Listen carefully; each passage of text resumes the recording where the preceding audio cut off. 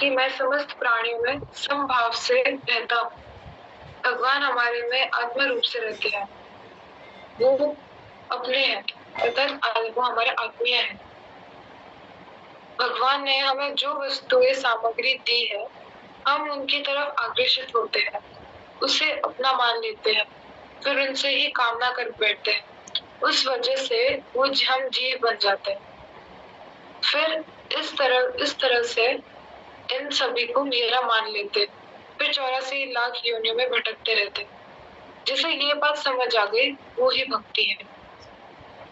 भगवान के लिए उपयोगी सिद्ध होना अर्थात कर्मयोग, जगत के लिए उपयोगी सिद्ध होना अर्थात कर्मयोग, स्वयं के लिए उपयोगी सिद्ध होना यानी ज्ञान योग।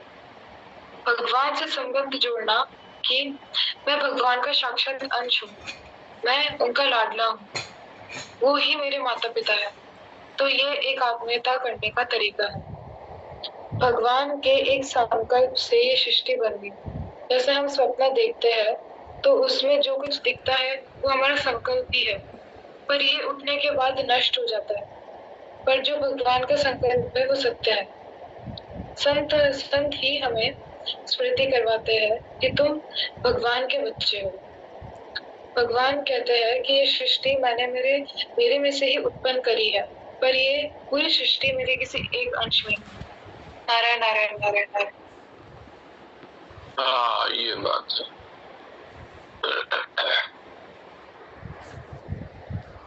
तो आज रामनारायण जी कहानी भी सुनाएंगे और एक संत की कुछ बातें साधकों के लिए जरूरी है वो भी बताएंगे।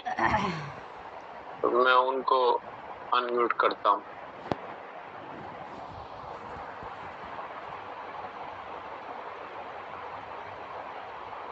हाँ, रामनारायण जी को बताइए। प्रणाम महाराज। प्रणाम। एक पंडित रास्ते में चले जा रहे थे।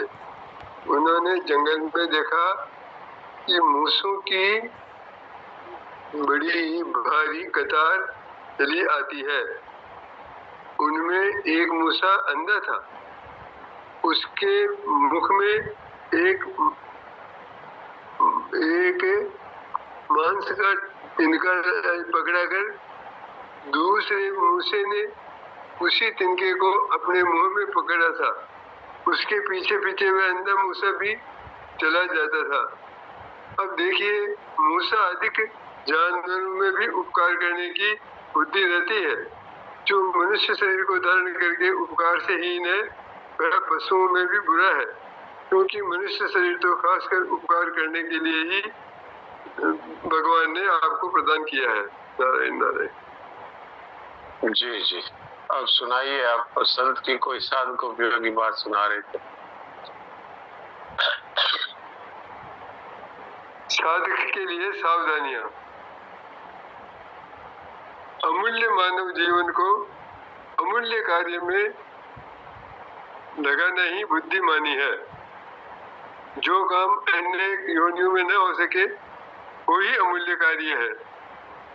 दुनिया के काम में समय का कितना ध्यान रखते हो? समय को बिल्कुल कंजूस के धन की तरह खर्च करना चाहिए, वरना दीन दुनिया दोनों से खाली रह जाओगे। एक क्षण भी बेकार नहीं जाना चाहिए। इस घड़े को इसी जन्म में फोड़ना है। जवानी से ही अपनी मुक्ति का प्रयत्न करे, उसका तो क्या कहना।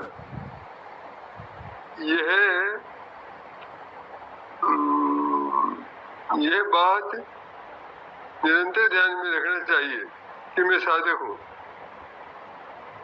यह लक्ष्य निरंतर ध्यान में रखना चाहिए कि मैं साधक हूँ, संसारी नहीं हूँ। व्यवहार को अत्यंत सीमित कर दे। सोना, खाना, भोगी व्यक्तियों से मिलना जुलना, साथ रहना कम कर दे। कभी खाली नहीं रहे। नियमित स्वाध्याय करता रहे। अपनी मृत्यु को सन्निकट देखे। हर समय नाम जप का अभ्यास करता रहे। या मैं शुद्ध बुद्ध मुक्त निर्विकार निराकार अकर्ता, अभोक्ता, असंग, सतचित आनंद स्वरूप आत्मा हूँ, ऐसा चलते फिरते उठते बैठते चिंतन करे। चैन का समय काटना विचारशील साधक का काम नहीं है। अपने को बिल्कुल संसार से समेट ले, अधिक परिचय न बढ़ावे, श्रम और विश्राम दोनों कम करे, आहार विहार चेष्टा थोड़ी करे, दुनिया नहीं, इंद्रियां बहिर्मुखी न होने पावे, जीवन चले उतना व्यवहार और बर्ताव करे, अपने आप में संतुष्ट रहे, मुझे क्या चाहिए, यानी अपने लक्ष्य को हमेशा याद रखे। जहाँ तक संभव हो मौन रहने का अभ्यास करे। राग द्वेष ममता कामना निंदा पर चर्चा व्यर्थ चर्चा असत्य भाषण असत्य आचरण का त्याग करे। निरंतर प्रभु से प्रार्थना करता रहे। व्यवहार में धर्माचरण हो। मेरी किसी क्रिया से मन वचन से किसी को कष्ट न हो जाए। अपनी तरफ से कोई प्रवृत्ति शुरू नहीं करे।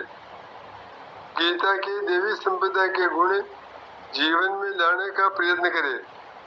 संसार में अपना कोई भी नहीं है और कुछ भी नहीं है, इसलिए असंग और निर्लोभ बना रहे। संसार का आकर्षण बड़ा भारी जबरदस्त है, विशेष सावधानी रखनी पड़ेगी। शमशान वैराग्य होगा तो काम नहीं चलेगा। जितने श्वास बचे हैं अब मुझे परमात्मा की तरफ ही चलना है। अपनी भूल को मिटानी है। अब लो नसानी अब न नशे हो। शरीर में शक्ति है तब तक ही चेत जाओ।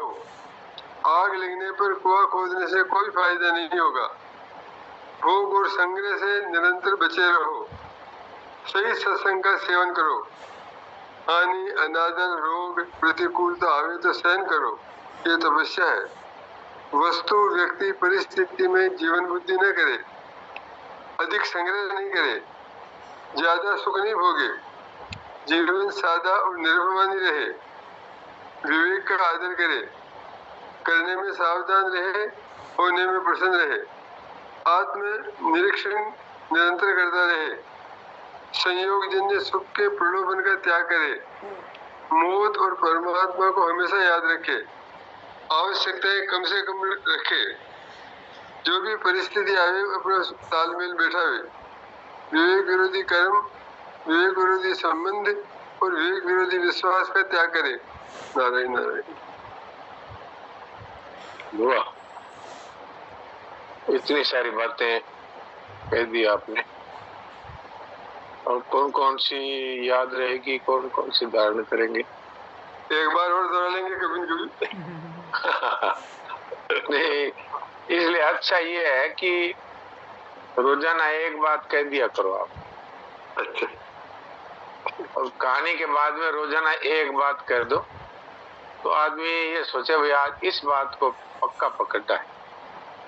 अब ये तो एक पार्ट हो गया तो चलो अच्छा है, एक परिचय की दृष्टि से।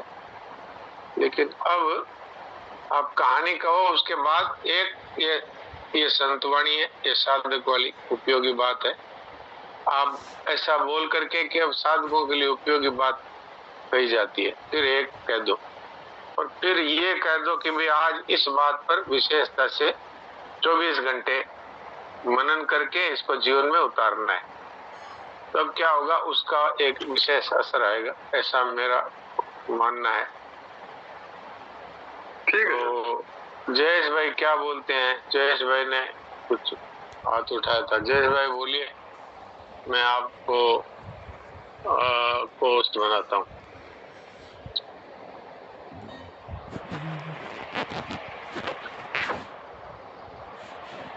और देवकी जी को भी बनाता हूँ। राम राम जी सर। राम राम। ये एक बार ऐसा जरूरत लगे तो वो सत्संग ग्रुप में व्हाट्सएप करा दे। इतना सारा एक साथ व्हाट्सएप करने में कोई विशेष लाभ होने वाला नहीं है। और रोजाना एक एक बात कहेंगे तो उसको धारण करें और फिर जब सारी बातें पूरी हो जाए और शरीर रहे अपना तो फिर इस पर विचार किया जाए कि भी सारा एक साथ कर दिया जाए, क्योंकि बहुत सारी बातें होने से क्या साधक कोई बात को ठीक से पकड़ नहीं पाता। इसलिए आज तो परिचय की दृष्टि से इन्होंने इतनी बता दी। अब रोजाना जो कहानी कहें उसके बाद एक बात साधकों के लिए उपयोगी है, ये ज्यादा अच्छा है। कविता जी भी कह दिया, हाँ ऐसा ही ठीक है। सही बात। तो बहुत अच्छा। अब किसी का कोई प्रश्न हो तो प्रश्न करें।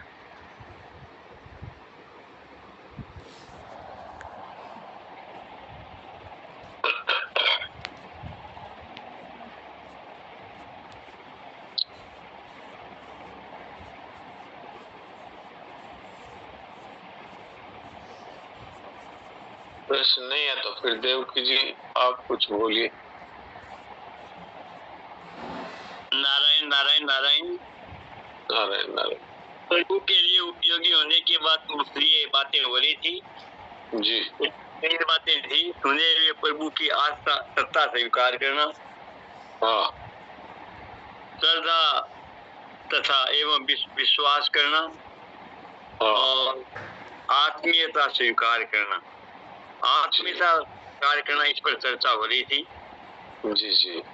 उसके लिए कहा गया कि सर्वसमर्थ साधक का भूतकाल, सर्वसमर्थ साधक का भूतकाल नहीं देखते, उसकी वर्तमान वेदना से ही करुणित हो अपना लेते हैं।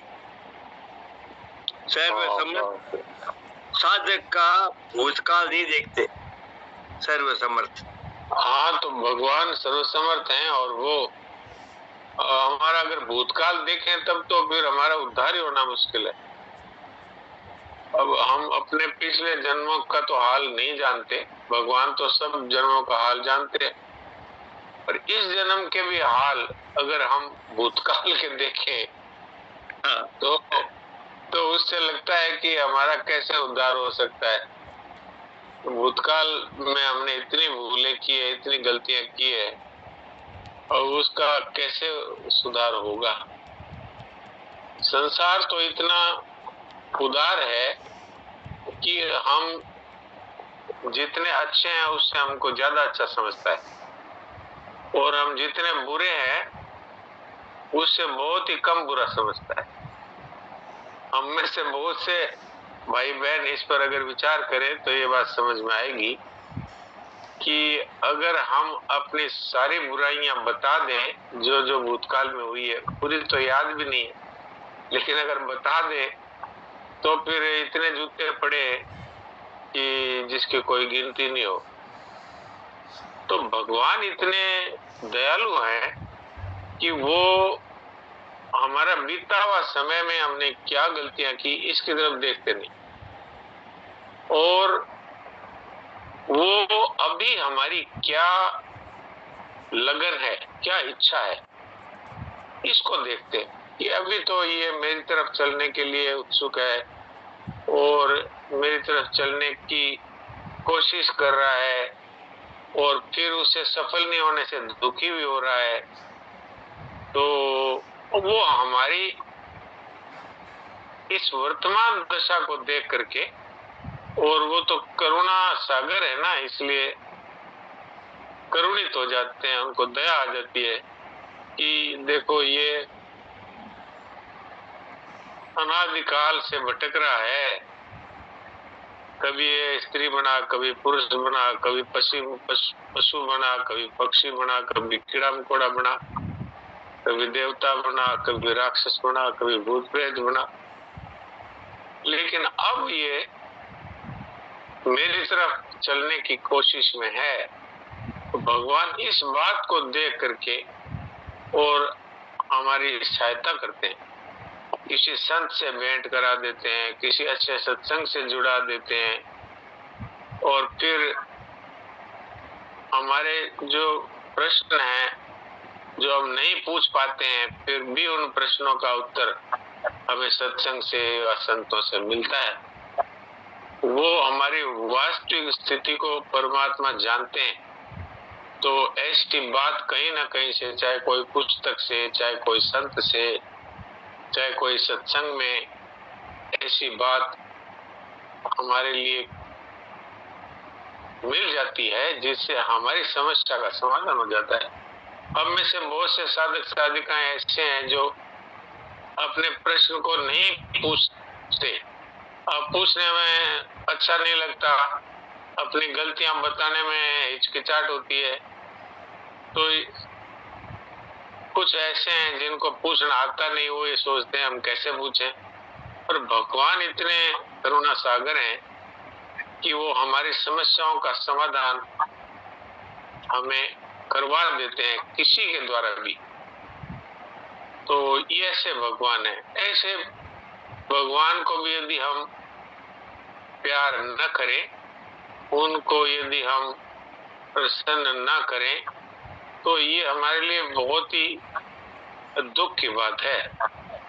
और जहां तक आत्मीयता का प्रश्न है, आत्मीय का मतलब होता है कि जो हमारे जैसा ही है। भगवान हमें आत्मीय कहते हैं और भक्त है वो भगवान को आत्मीय कहते हैं। जैसे मैंने कल निवेदन किया था आपकी सेवा में कि लड़के का नाम आत्मज और लड़की का नाम आत्मजा। इसका अर्थ क्या है? इसका अर्थ है कि वास्तव में हम और वो एक ही हैं। वैसे भी कहा गया है कि पिता ही पुत्र के रूप में प्रकट होता है। और अपने ये देखा भी है कि पिता में जो गुण है, जो बातें हैं, वो पुत्रों में पाई जाती है। तो ऐसा कहते हैं, अरे हाँ भाई, इनके पिता भी ऐसी, उनमें ये गुण था तो बच्चे में भी है। तो ये आत्मीयता के कारण है कि वो हमारे जैसा ही है। और भगवान तो साफ साफ कह ही देते हैं, गीता जी में साफ कहा है, ममे वांसो जीवलोके जीवभूत, मेरा ही साक्षात अंश है ये, जो संसार में आसक्त होकर जीव बन गया। और तुलसीदास जी महाराज भी कहते हैं, ईश्वर अंश जीव अविनाशी, चेतन अमल सहज सुख राशि। भगवान जैसे चेतन है, मल रहित हैं, सुख के भंडार हैं, ऐसे ही ये ईश्वर का अंश होने से ये भी चेतन है, मल रहित है और सुख का भंडार है। लेकिन हमारी स्थिति क्या है? सुख की जगह दुख के भंडार हो गए और अमल की जगह तरह तरह के दोषों से भर गए हैं और चेतनता रही नहीं, एक प्रकार से जड़ता में आबद्ध हो गए। तो इसलिए अब हमें अपने पिता की तरफ देखना चाहिए कि हमारे पिताजी वो भगवान है और वो जैसे हैं वैसे ही हम हैं। जैसे कल मैंने बताई थी ना कि एक शेर का बच्चा बकरियों के झुंड में शामिल हो गया। अब वो बकरियों की तरह मिमियाने लगा। लेकिन जब एक शेर ने उसको देखा और दहाड़ लगाई और उसको कहा, अरे तू कहाँ बकरियों के बीच में फंस गया, तू तो शेर है, और वो भी दहाड़ने लगा।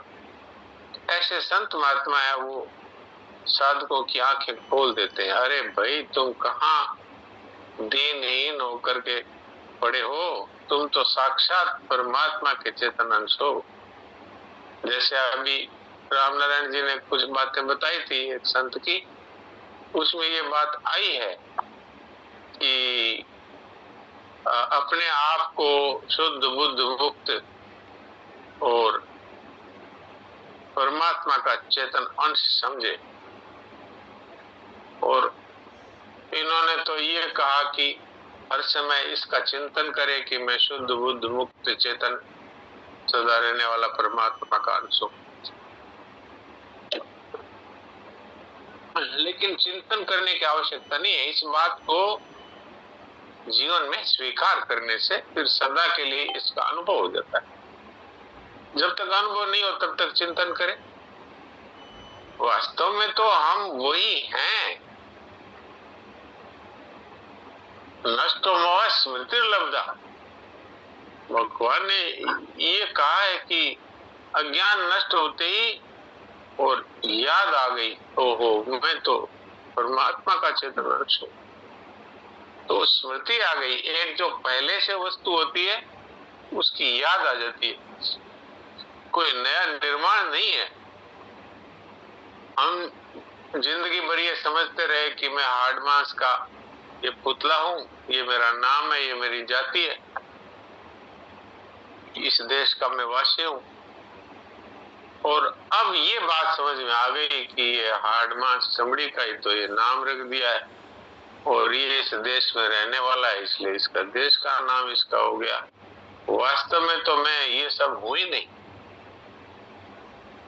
शुद्ध बुद्ध मुक्त चेतन अंश हूं। और इससे भी और गहराई में जाएं तो हम है ही नहीं, परमात्मा ही है। चन्ना जी महाराज के वचनों में आता है, मेरा कुछ नहीं, मुझे कुछ नहीं चाहिए और मैं कुछ नहीं। मैं कुछ नहीं का मतलब ही यही है कि भगवान स्वयं ही सब कुछ बने हैं, तो जीव भी वही बने हैं ना। इसमें तो हमने अपना नाम रूप जाति पकड़ करके अब जीव बन गए। जब हमने ये स्वीकार कर लिया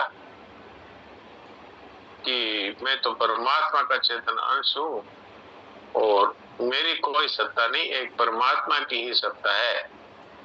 शंकराचार्य जी महाराज का निर्वाण षटक आता है, उसमें 6 श्लोक है। उसमें सबसे पहला श्लोक है, मनोबुद्धि चित्तानि, मनोबुद्धि अहंकार चित्तानि ना हम। मैं मन बुद्धि चित्त अहंकार नहीं, मैं ये 5 महाभूत नहीं हूं, मैं ये मलमूत्र का भंडार नहीं हूं। तो क्या हो? शिवो हम, शिवो हम, शिवो हम, शिवो। मैं साक्षात परमात्मा का ही स्वरूप हूं। यानी वहां पर अपनी सत्ता का ही और निषेध कर दिया, मैं कुछ नहीं। एक भगवान स्वयं ही है, शिवो हम, शिवो हम। ये निर्वाण षटक जिसने सुना है या पढ़ा है वो इस बात को बहुत अच्छी तरह समझ सकता है। और ये निर्वाण षटक अगर आप चाहेंगे तो YouTube में मिल जाता है, इसका अर्थ भी मिल जाएगा और ये खुद भी मिल जाएगा। मेरे पास भी है। हाँ, आपके पास भी है। तो ये इसमें यही बात आई कि ये शरीर मैं नहीं हूँ, मन बुद्धि चित्त अहंकार ये भी मैं नहीं हूँ, और ये जो पंच कोश है ये भी मैं नहीं हूँ, ये सप्त धातु है ये भी मैं नहीं हूँ। तो क्या हूँ? शिवो हम, शिवो हम। अर्थात एक भगवान ही है और कुछ नहीं। एक शिव ही है अर्थात एक परमात्मा ही। वैसे देखा जाए तो भगवान ने साफ साफ कहा ही है, वासुदेव सर्वम। तो वासुदेव सर्वम का अर्थ क्या है? जो इस बात को कह रहा है वो मनुष्य भी स्वयं नहीं है, वहां वासुदेव ही है। क्योंकि सर्वम कह दिया तो अब वो जो इसको बोल रहा है वो अलग कहां से रह गया, वो भी वही है। इस दृष्टि से देखा जाए तो जीव मात्र स्वयं भगवान ही बने, इसलिए हम सब वही हैं। ये कल्पना से हम जीव बन गए और कल्पना से भटक रहे। इसलिए कहते हैं कि जैसे स्वप्न में आदमी मान लो चोरी कर लेता है और राजा ने कह दिया इसको फांसी दे दो, तो अब वो रोता है, चिल्लाता है, उसी समय में आंख खुल जाती है तो फिर वो फांसी भी नहीं है। इस तरह से हमारी जब ज्ञान रूपी आंख खुल जाती है तो ये जन्म मरण और 84 लाख योनियां कुछ भी नहीं है, कुछ रहता ही नहीं। क्यों नहीं है कि ये तो सब शरीर और संसार का खेल है ना। जहां हमने अपने आप को शरीर और संसार से अलग अनुभव किया, वहीं पर तत्काल ही जन्म मरण की फांसी जीते जी खत्म हो जाती है। ये नहीं है कि मरने के बाद मुक्ति होगी। तो ये बहुत सारी बातें मेरे मन में आ गई तो कह दी। हाँ देवकी जी। हाँ, तो सर्व समर्थ साधक का भूतकाल नहीं देखते। हाँ, उसकी वर्तमान वेदना से ही हाँ, करुणित हो जाते हैं, अपना लेते हैं। अपना। और यह रहस्य वे साधक जान पाते हैं जिन्होंने अपनी असमर्थता का अनुभव किया है और उसकी महिमा को स्वीकार किया है। हाँ, ये दोनों बातें होनी चाहिए। हमारे खुद की असमर्थता हमें अनुभव में आए कि मैं चाहता हूँ कि मैं ममता को छोड़ूं, मैं चाहता हूँ कि मैं कामनाओं को छोड़ूं और मैं छूट नहीं पा रहा हूँ। तो इसकी जो अंदर जो वेदना होती है, जो दुख होता है, वो दुख परमात्मा से सहन नहीं होता, क्योंकि वो वास्तव में हमें दुख हो रहा है। एक तो क्या है, आदमी बनावटी दुख दिखावे, तो भगवान तो सर्वज्ञ है ना, वो तो जानते हैं कि ये बनावटी बात है। तो वास्तव में दुखी होता है तो भगवान अपनी करुणा से उसको अपना लेते हैं। वो देखते ही नहीं कि पहले इसने कितने पाप किए हैं, पहले इसका भूतकाल इतना खराब रहा है। भगवान ने तो गीता में एक घोषणा कर दी, अपि चेत सुदुराचारो भजते महामनन्य भाग। दुराचारी से दुराचारी, और कितना बड़ा दुराचारी कि दुराचारियों का सरदार। तो वो भी साधु रे मंतव्य, दूसरों कहते हैं उसको साधु ही सज्जन पुरुष मान लो। और वो कैसे मान ले? ये चोरी कर रहा था, डाका डाल रहा था कल तक। बोले कल तक है, लेकिन अब इसने निश्चय कर लिया, अब मैं ये सब नहीं करूंगा, तो अब ये मुझे प्राप्त होगा। भगवान कहते हैं कि इसको साधु मान लो और इसका उद्धार अवश्य ही होगा। क्यों? इसने पक्का निश्चय कर लिया। सम्यक व्यवस्थित हो और अपिचेदसि पापेभ्यः सर्वेभ्यः पापकृत्तम सर्वं ज्ञानप्लवेन वृजनम संतरिष्यसि। जैसे भक्ति से मैं उसका उद्धार कर देता हूँ, ऐसे ही ये ज्ञान और विवेक के द्वारा भी अपने आप को और शुद्ध बुद्ध मुक्त आत्मा अनुभव कर लेता है, तो तत्काल इसके सारे पाप भस्म हो जाते हैं। ज्ञानाग्नि सर्वकर्माणि भस्मसात् कुरुते। ज्ञान की अग्नि है, उसके आगे पीछे जितने भी पाप है सबको तत्काल भस्म कर देती है।